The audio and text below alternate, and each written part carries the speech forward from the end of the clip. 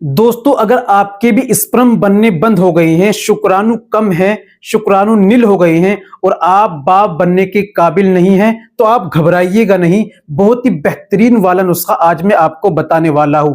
जी हाँ, चलिए इसके बारे में थोड़ा डिटेल से जान लेते हैं।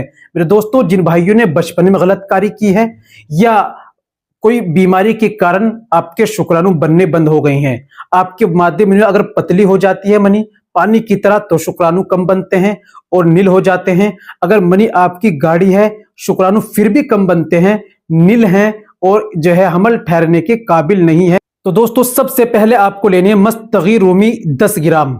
दूसरी चीज आपको लेनी है तबाशीर, ये लेनी है आपको 10 ग्राम। छोटी हरी इलायची लेनी है 10 ग्राम। तुख्म रिहान आपको लेनी है 25 ग्राम।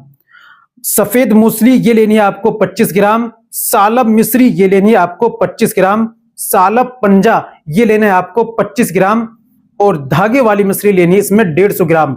इन तमाम चीजों को पंसारी के यहां से लाइए, कूट पीसकर बारीक पाउडर बना लीजिए और इसको आप रख लीजिए।